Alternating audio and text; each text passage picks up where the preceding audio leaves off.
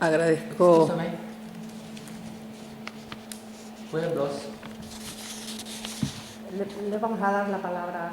ahora son torturados en clínica de salud mental en Granada. Clínica de salud mental en Granada es un campo de concentración actualmente. Todos nosotros debemos ahora ir a el lugar Sí. y revelar los crímenes. ¿Tú quieres? No, si te parece, escuchas un poco lo que voy a decir, que a lo mejor te interesa, que es un poco distinto a esto que dices. Esto es muy importante ahora, por causa los sufrimientos de Sí, pacientes por eso. es mucho grande. Por eso. Yo soy una paciente. Por eso. Yo soy torturado numerosas veces, 7 veces. Yo era torturado con medicamentos. Por eso, si escuchas lo que voy a decir, a lo mejor te parece bien, porque nosotros tenemos una posición un poco distinta con respecto a la psiquiatría. Yo no soy como vosotros. Yo soy Jesús de Nazaret. Bueno. Yo soy el juez. ¿Pero puedes escucharnos? Yo soy el juez. Pero ¿Tú puedes... eres también No, jueces? no. Yo soy juez. Yo soy también juez de vosotros. Escuchamos a Mercedes y luego podemos hablar, si te parece. ¿Vale? Bueno, empiezo... Tú eres obligados a ayudar a los pacientes psiquiátricos ahora. No. Sí. Tú eres obligado.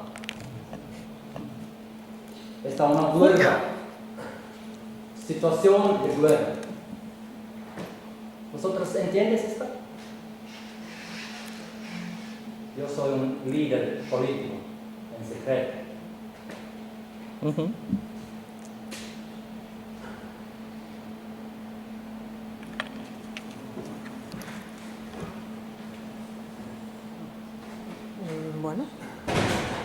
Bueno, él ha dicho lo que quería decir.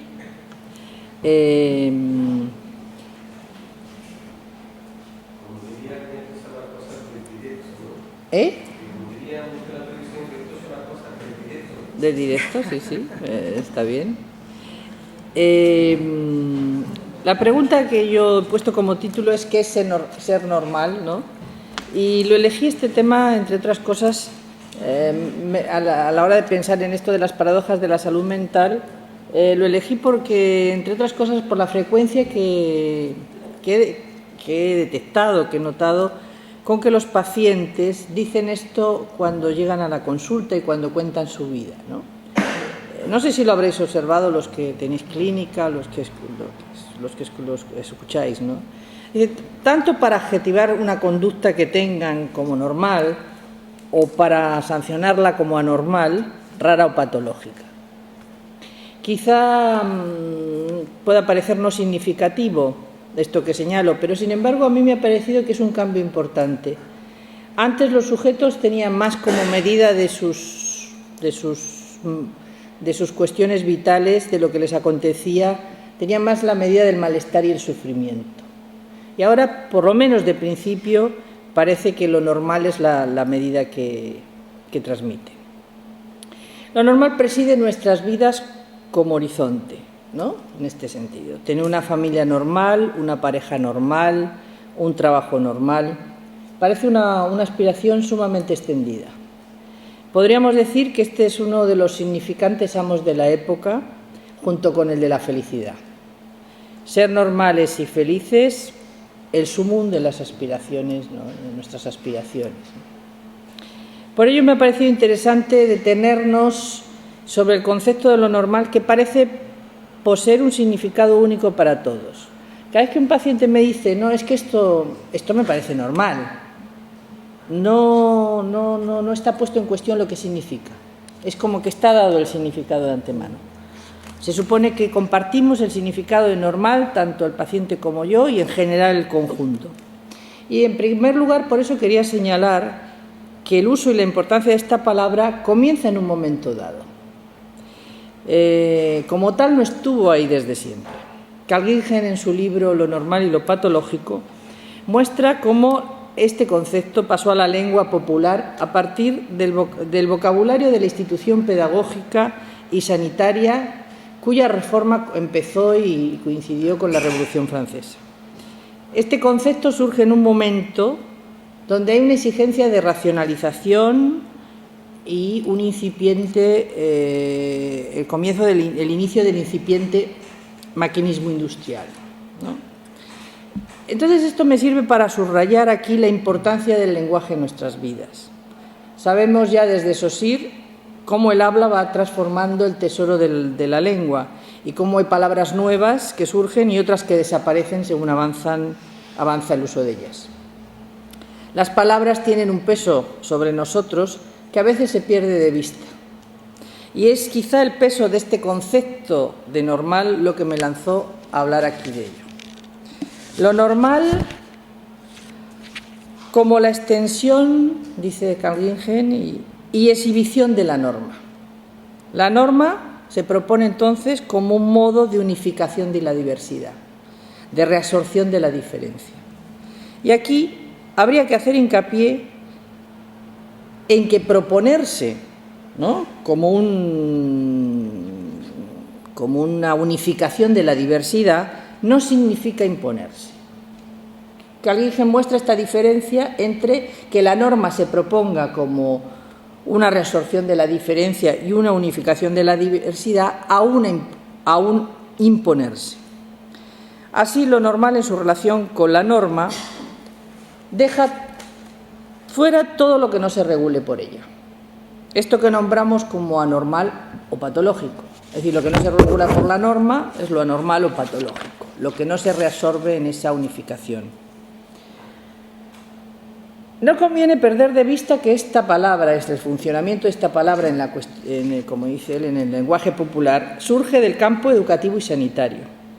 Como nos recuerda Lacan, para que un concepto, una palabra, un saber deje huella en el entramado simbólico y social y por tanto se extienda, es a veces necesario que pasen siglos.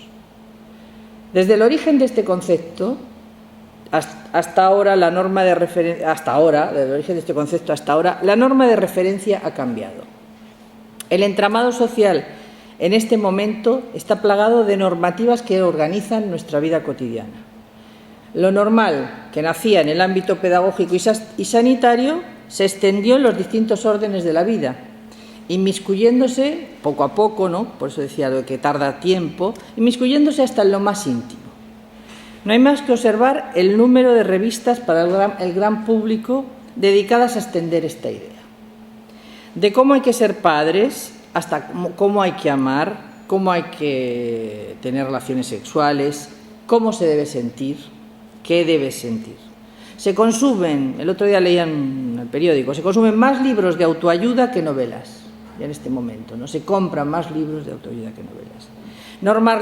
Normalizar la vida ya no es una propuesta, como decía Carl Gingen, es una exigencia que se impone a nuestra existencia. Poco a poco, esto que es una propuesta se va convirtiendo en una exigencia, y una exigencia que afecta a nuestra existencia. Entonces, esta exigencia, este imperativo de normalidad, ¿cuál es la norma que extiende y exhibe, aunque veladamente? Esta es mi pregunta. Este imperativo de normalidad, ¿cuál es la norma que extiende y exhibe? Las sociedades en los momentos de impasse buscan y claman por una organización mejor, sin saber muy bien cuál sería esta. Son los sueños que en todas las épocas las generaciones han tenido y qué mejor ejemplo lo que está ocurriendo, por ejemplo, en este momento, ¿no?, en las distintas ciudades de España, ¿no? Si todas las generaciones quieren en un momento organizar las cosas de una mejor manera, si ha habido un momento de crisis, de impasse. Entonces, es importante esta cuestión, ¿no?, de la cuestión de la norma y esto que nos plantea Carl Gingen, porque es interesante ver cómo lo que lo que dice que se instaló con esta cuestión de lo normal en el desarrollo de esta palabra, en el desarrollo de este concepto, es que la organización social se terminó concibiendo al modelo del organismo. Es decir, que se consideraba la organización social como el modelo de la organización social como el modelo del organismo. Es decir, nos dice que es en el fondo soñar con la vuelta no a sociedades primitivas, sino a sociedades animales. De esta manera, cualquier desorganización, malestar de lo social, intentaríamos hacerlo volver a sus constantes. Porque en el organismo, cuando hay un problema de enfermedad, de disfuncionamiento, de problemática, lo que se trata es de volver al estado de salud, ¿no? A lo que se decía en un momento, la salud, el silencio de los órganos, ¿no? Es decir, siempre se trata de volver al punto de constante, ¿no? Al punto de equilibrio, al punto de silencio. Entonces, no solamente se sueña con animalizar a la sociedad, por tanto, es decir, en esta historia de este concepto, sino también con animalizar a los sujetos, condenándolos a quedar reducidos a organismos vivos, despojados de lo más humano que tienen la palabra. La explicación genética neuronal, que tenemos cada vez más implantada, va asociada a una psicopedagogía, cuyo elemento regidor y fundamental es la adaptación en sus múltiples declinaciones, ¿no? Es decir, el entramado social como un organismo, los sujetos también como un organismo.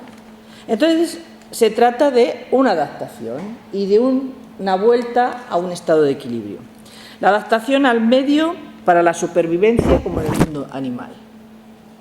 ¿Pero qué supone esto para un sujeto? Cada vez más la sociedad se regula a base de normativas. Por tanto, cualquiera que no cumpla con esta norma eugenésica, genetista, adaptativa, pasa a ser un infractor. Pues si decíamos que no es que se propone, sino que se impone, quien no esté en este rango de normalidad, de alguna manera tiene el sentimiento de que algo está infringiendo. No se contempla que en esa categoría de normal hay algo que se deja fuera, porque hemos dicho que es la manera de subsumir la diferencia, ¿no? De llegar a una cosa, de unificar. Entonces, evidentemente, la idea de normal deja fuera siempre algo diferente que no se puede incluir, ¿no? Porque la idea de normal de alguna manera homogeniza a los sujetos. Entonces parece que se quiere un bien, el de la salud para todos. Y el que no acepte esta cuestión se le considera un infractor al que no solo se le puede, sino que se le debe denunciar, ¿no? Ese es lo que se va fomentando de una u otra manera con las normativas que se van planteando. Salud, incluso, bueno, ahora sigo y después lo vamos viendo.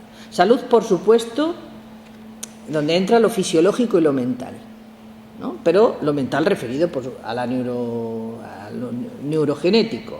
Ahora mismo lo mental en la cuestión un poco de la doxa general, ¿no? De lo que se dice en los periódicos, de lo que aparece, las informaciones sobre los descubrimientos científicos y tal, ¿no? El gen tal que explica no sé qué, la esquizofrenia se explica por no sé cuántos, ¿no? Todas estas causas que se buscan. Si habéis seguido hasta ahora esta lógica que trato de mostrar de este entramado, podréis deducir fácilmente a qué lleva todo esto. Si se trata de mantener las constantes, retornar al estado anterior, mantener la homeostasis, el mínimo de tensión, ¿no? Es fácil deducir que como esto para un ser hablante, sexuado y mortal no es muy posible, cada vez más se convierte en patológico cualquier cosa que se experimente en la vida. Desde el duelo y la tristeza por la pérdida de un ser querido hasta una pasión amorosa, un malestar creador. Los hombres y las mujeres no podemos quedar reducidos a la fisiología del organismo. Para nosotros se trata de un cuerpo que está hecho para gozar de sí mismo. Esto es una de las definiciones que Lacan trae en un momento dado del goce y del cuerpo, ¿no? Un cuerpo que está hecho para gozar y para gozar de sí mismo.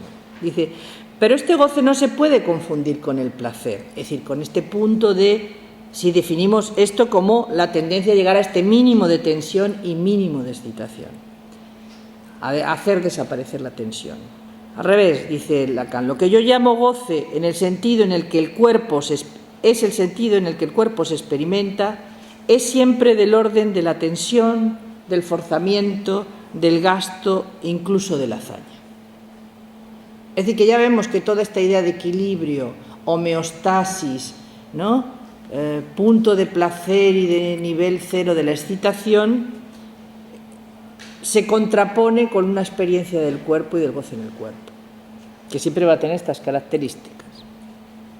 Entonces, la influencia de la ciencia en el campo de la medicina y de la clínica, los avances tecnológicos que han hecho pasar de la clínica de la escucha a la clínica de la mirada en su momento, como señalaba Foucault, para ahora estar invadida por la técnica, con sus instrumentos de cálculo, medida, estadísticas y los protocolos que la acompañan, ¿no? Tenemos este panorama, tenemos, ¿no?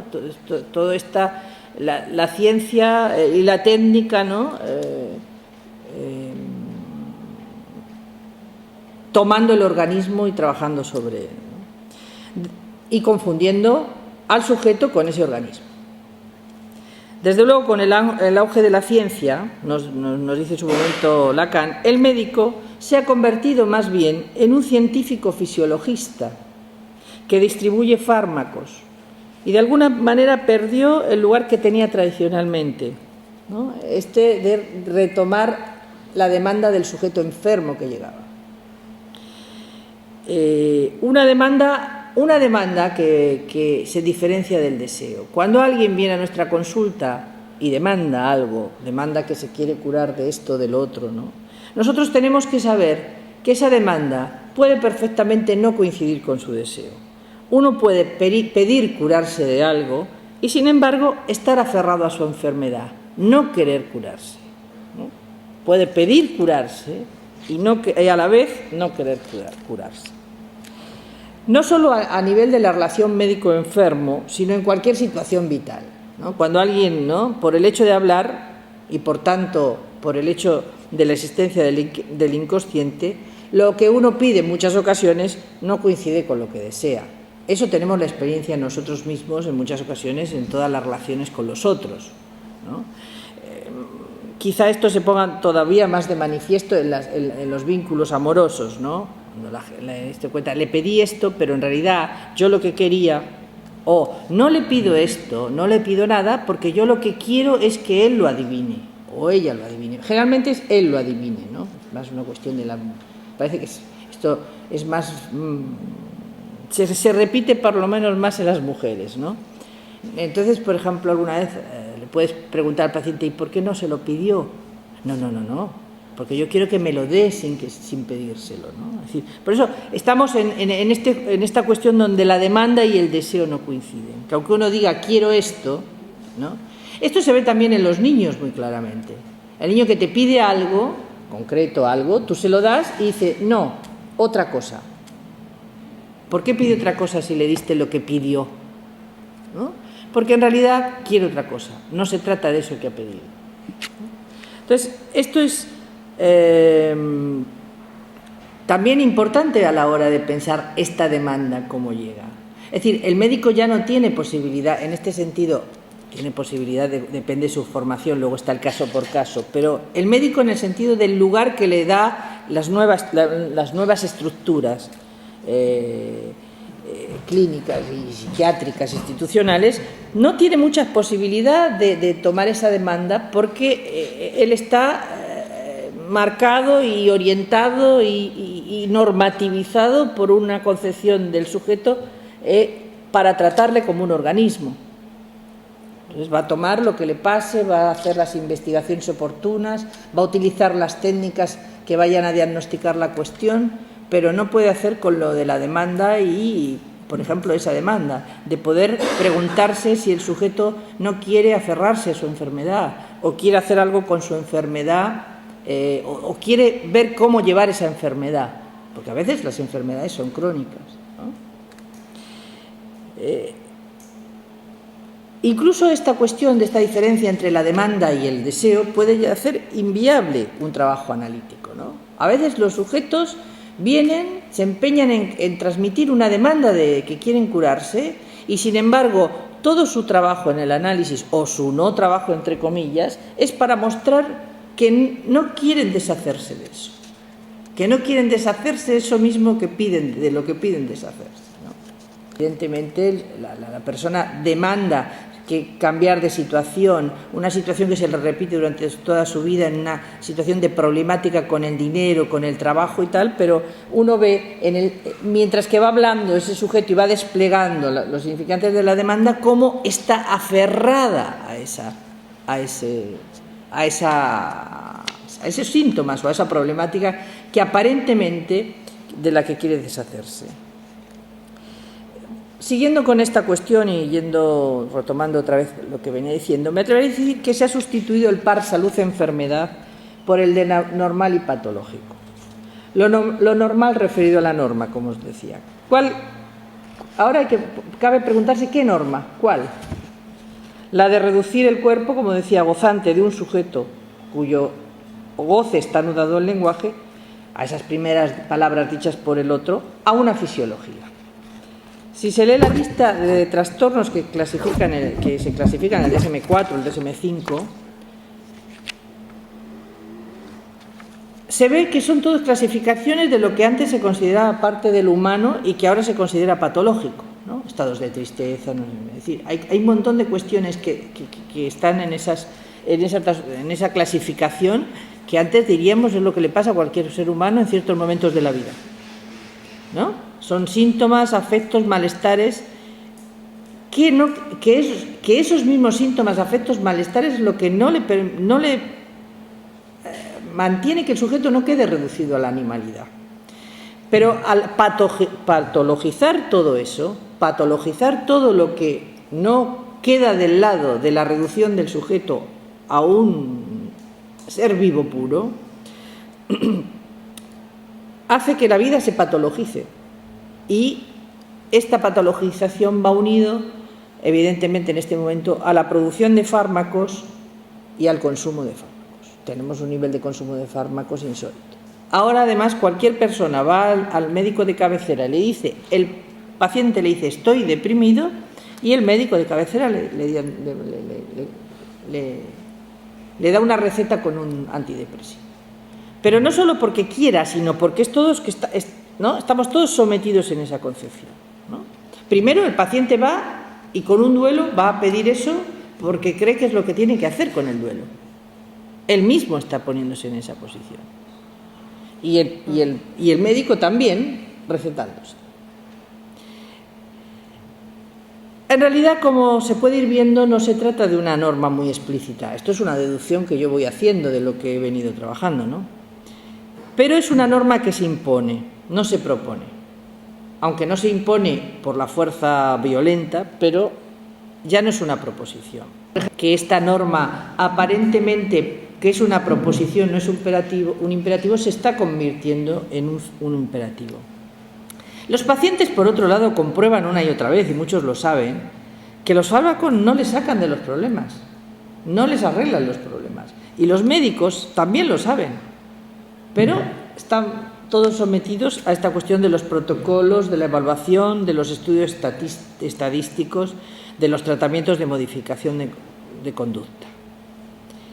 Por ejemplo, si un sujeto no es muy dado al lazo con los otros, tiene que adaptarse y fomentarlo, por ejemplo. ¿Por qué? Incluso los últimos estudios científicos, y me río porque esto aparece muchas veces en los Facebook, hay un colega que lo pasa, han concluido que tener relaciones sociales previene la demencia. Han hecho un estudio y han visto que los que tienen más relaciones sociales parece ser que tienen menos peligro de caer en la demencia. Cosas así que se van promoviendo, van apareciendo en las revistas casi como si fuera el Hola. A mayor tiempo de la clásica, lo que he oído sobre la radio, mejora académica, incluso... Mejora académica.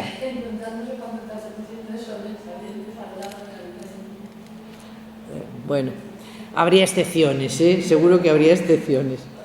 Muchos que no nos dieron eso y que... Bueno, no, entonces, todas estas cuestiones que además se transmiten como científicas, se transmite como científicas y uno lo lee con... es decir, a mí me resultan más bien chistosas más que científicas, ¿no? Pero hay un ambiente, hay una norma en donde se dice que es así, que, bueno, por supuesto que se va a encontrar el gen de la infidelidad, que se encuentra el gen de que hay un gen que puede decir, o una comparación con los topillos. Se ha hecho un experimentos donde unos tipos de topillos así son más fieles que otros, y entonces se va a encontrar el gen que haga que dure el matrimonio más. Bueno, cosas de este tipo que dices, pero qué locura, ¿no? Pero esto, por ejemplo, en esta norma, el sujeto tiene que tener relaciones sociales. ¿Importa algo lo que el sujeto quiera? ¿Importa algo ver cómo es ese sujeto, qué le pasa, cuáles son sus gustos, sus intereses, su singularidad con respecto a otros, incluso sus síntomas diferentes? Eso no importa. Cualquiera tiene que tener relaciones sociales, más, porque además le va a prevenir la demencia, ¿no? Entonces, esto es una cosa... Es decir, vamos viendo cómo, lo que decía Carl, de que lo normal era una unificación de la diferencia, pero que la diferencia siempre tenía que estar ahí, en esta tensión con lo normal. Vemos cómo la diferencia lo que se está es cada vez eliminando más del juego. Y evidentemente, si quedamos reducidos a nuestro puro ser vivo, si volvemos a una época casi prefreudiana, quedan afectadas muchas esferas de nuestra vida. Nuestra relación con las palabras, con la verdad, con la muerte, con la sexualidad, con el amor. Ha habido un retroceso casi imperceptible, por lo menos yo lo he detectado en relación a mi clínica. En los años 70, y en relación a mi experiencia personal y subjetiva, coincidiendo con la liberación de la mujer, entre otras cosas, esta liberación de la mujer tuvo mucho que ver con la cuestión de la anticoncepción. Se consideraba la cuestión de tener hijos como algo del orden de la elección. Justamente la anticoncepción venía a poner en juego la elección de la mujer a la hora de tener o no hijos. Ahora las mujeres en la clínica hablan mucho de, los jóvenes sobre todo, si tienen o no instinto maternal. Esto es un verdadero retroceso. En ese sentido estamos en una concepción prefreudiana. También ocurre cuando se habla de los posibles síntomas en el campo de la sexualidad. Es muy sorprendente, por ejemplo, que la impotencia y la eyaculación precoz en los hombres, o la frigidez en las mujeres, incluso entre mujeres jóvenes, universitarias y hombres también, se consideran como algo... El otro día una me decía, no, todas mis amigas hablamos de esto y se trata de algo que es así. A unas les pasa y a otras no. Unas llegan al orgasmo, no saben muy bien por qué, y otras no. Unas padecen ese síntoma de frigidez y otras no. Como si fuera igual que tener el pelo rubio o ser moreno, como si se rigiera por unas leyes de la genética, de lo que te tocó en este genético, y bueno, saliste así. Esto que parece que es sorprendente, además de llevar a un adormecimiento e inmovilismo en los sujetos, lleva aparejado una falta de responsabilidad y una renuncia a ser autores de nuestra vida. Porque claro, esta mujer o estas mujeres no se preguntan por qué ese síntoma, no avanzan sobre eso. Algo que les permitiría entender cuestiones de su subjetividad y de qué pasa en esa relación con los hombres, o qué les pasa en la relación con la propia feminidad. Es decir, todo esto conlleva a una servidumbre extrema. Servidumbre extrema y voluntaria, que es el tema del foro que vamos a tener en Madrid, ¿no? Pues todo lo que nos ocurre, incluso en el amor, lo que parece más cerca de la poesía hasta ahora, lo que se intenta plantear, la norma que subyace para hablar de normalidad, es que responde a las leyes de la genética. Y entonces el entramado de las palabras que afectan nuestros cuerpos y que nos llevan a amar a uno u a otro no importa.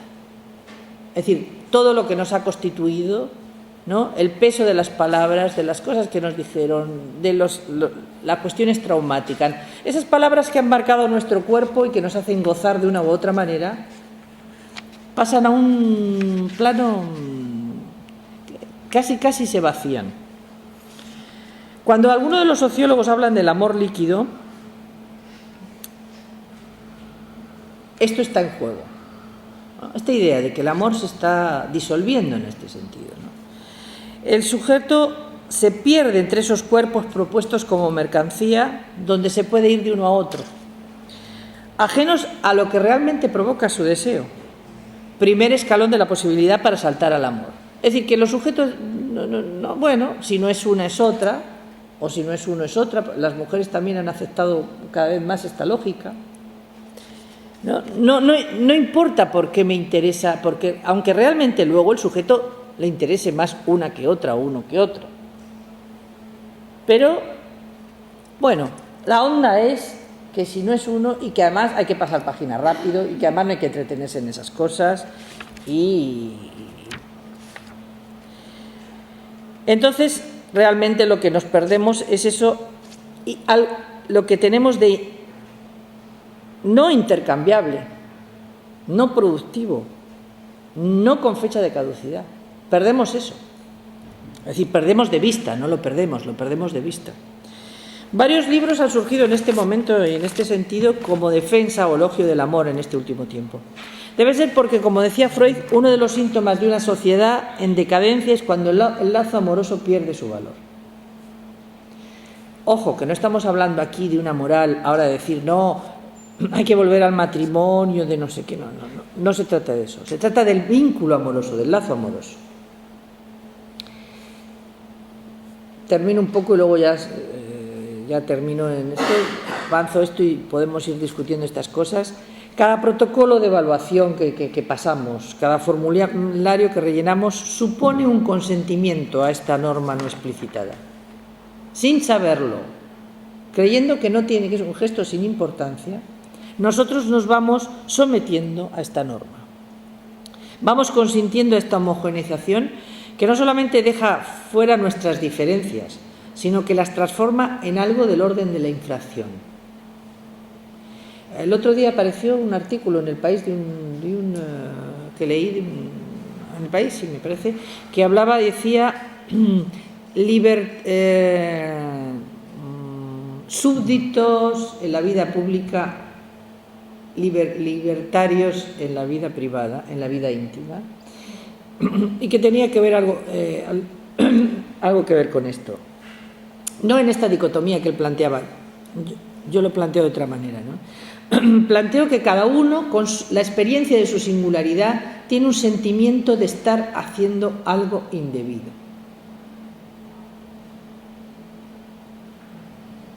¿No? Es interesante porque, pues, si no, porque alguien viene y dice, bueno, vengo porque me siento mal, pero me pasa esto y esto, pero creo que es normal. Lo dice a manera de exculpación, a manera de justificación, a manera de quiero estar dentro de, ¿no?, los que respetan esa norma que no se sabe cuál es y casi invisible. Yo he tratado, con esto que vengo diciendo, de hacerla un poco más visible, de ver que quizá, a lo mejor esto es una exageración mía, que luego rectifico, pero que la norma en realidad es esta cuestión, ¿no?, de convertirnos, ¿no?, porque nuestra singularidad, en este sentido, como es nuestra singularidad, es absolutamente irrepetible, es única. Es decir, no hay ninguna singularidad de uno que sea igual a la del otro. Cuando se subsume en algo conjunto, cuando se homogeniza, se puede perder o no. Lo que está ocurriendo ahora, por eso decía que como la norma se plantea como un imperativo, lo que hace el sujeto es que siente que la tiene que perder. Tiene que perder esa singularidad. No puede, tener algo en relación con esa norma porque la norma, y esta es mi hipótesis de hoy, porque la norma implica animalizarse, implica reducirse a un cuerpo fisiológico, a un ser vivo y fisiológico. Es decir, que nuestra singularidad nunca podrá ser normal en sentido estricto. nunca podrá entrar en ese conjunto de normalidad. Es decir, siempre habrá algo de nuestra singularidad que queda fuera de eso. Cualquier norma que sea, pero de esta, evidentemente, más.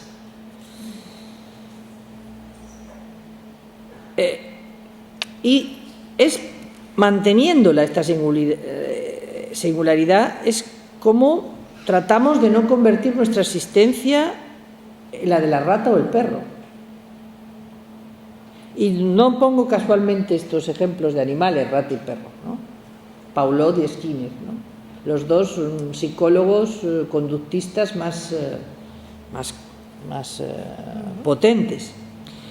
Es decir, por eso quizá se explique que los sujetos, cuando se dirigen a un analista para hablar de lo que decía antes, de lo más íntimo y propio, no puedan dejar de compararse con lo que se considera como lo normal. Porque la pregunta es, ¿y si no fuera normal, qué soy? Entonces, por eso lo que mi hipótesis es, en este momento, si no fuera normal, ¿qué soy? Estoy infringiendo algo. Estoy infringiendo una especie de corriente que va hacia un lado. No sabemos el alcance de esta homogeneización, ¿no? De esta homogeneización que yo me atrevería a decir, no lo he puesto muy claramente en el escrito, pero me atrevería a decir que es una homogeneización que se parece, que se inicia y tiene mucho que ver con de alguna manera el proyecto nazi. Es el proyecto nazi en que todas las prácticas eugenésicas, etcétera, y genetistas y experimentos comienzan, ¿no? Entonces, no sabemos hasta dónde va esta homogeneización y servidumbre, lo que traerá consigo a las generaciones venideras, educadas desde esta perspectiva. A mí yo me sorprendo mucho y me interrogo y me asusto cuando veo y escucho en la consulta muchos padres que llegaron después a la consulta, que han estado con sus hijos educándolo a la manera que indica la revista Ser Padres, etcétera. O a la manera, o ver uno solo de los programas de la Nani en Cadena 4, que se considera una cadena más o menos en un momento dado, es algo a mí me resulta, yo tengo que, me hiere la sensibilidad, lo tengo que cerrar, no puedo verlo.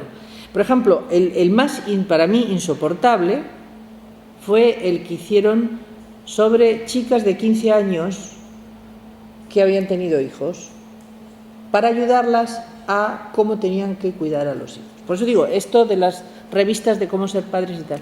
Las escenas eran tan horribles, porque, por ejemplo, iban organizando cada una de las respuestas de la madre, que en la realidad era una niña, no era una madre, era una chica adolescente que todavía no se estaba formando, estaba viviendo la adolescencia y le había tocado esa situación contingente en su vida, o la había elegido, o había tenido esta cuestión, ¿no? Entonces, bueno, cuando ellas se ponían a tratarlo y tenían todos los problemas y dramas con el niño, pues no se hacían con él, porque bueno, no sabían, se sentían más. Ellas estaban esperando una madre, un padre que las atendiera a ellas. La psicóloga les decía cómo tenían que hacer en todo momento y cuándo le tenían que dar un beso, cuándo le tenían que hacer un cariño, cuándo le tenían que hablar y hacer mimos, como una cosa absolutamente estipulada, nada que les surgiera, ni mejor ni peor, ni momentos de enfado, odio, nada de preguntarles qué le pasaba con el niño. Claro, lo que provocaban, paradójicamente, no paradójicamente, lógicamente, pero paradójicamente para ellos, para su criterio, es que resulta que las chicas entraban en unos estados de violencia horribles. Rompían cosas, se querían escapar, se pegaban con las otras. Es decir, el nivel extremo de tener al sujeto comprimido, no dejándole que aparezca nada de su singularidad, que posiblemente lo que mejor pudiera haber sido es que alguien cuidara a ese niño mientras que la niña o la adolescente crecía, y que pudiera mantener la relación con él mínimamente, este forzamiento a que, ¿por qué decía la psicóloga lo que tenía que hacer? ¿Cómo sabe la psicóloga lo que tenía que hacer? ¿Qué norma rige a la psicóloga que está aplicando un protocolo? está aplicando un protocolo. Dice, aquí dice que al niño hay que hacerle así. Que, por ejemplo, el otro día me decía una madre, dice, yo estoy muy afectada, dice, porque comprendí que cuando nació mi hija, nosotros entramos en una debacle de no saber qué hacer con ella, éramos un poco mayores, y si nos guiamos por todos estos libros, si la dejábamos llorar y llorar, aunque a mí lo que me daba ganas es de agarrarla, cogerla, ¿no? Mimarla un poco y luego dejarla en la cuna, no, porque el método era que había que dejar llorar. Entonces yo digo, todas estas cuestiones que están mucho más enraizadas de lo que uno cree en el trato cotidiano entre nosotros, en fin, no todo, menos mal, ¿no? Pero que realmente afecta demasiado, ¿no? Que este modelo, ¿qué va a suponer para las generaciones venideras? ¿Qué efecto va a tener? No lo sabemos, ¿no? No tenemos esta cuestión de una norma que nos diga ahora lo que va a pasar. Si dijera ahora lo que va a pasar, estaría haciendo lo mismo que los psicólogos plantean, ¿no? Si haces esto, pasará esto. No sabemos lo que va a pasar, pero digo, ¿qué efectos va a tener sobre la subjetividad de esos niños ese tratamiento regido por esta norma, donde se trata de hacer un estímulo y encontrar una respuesta?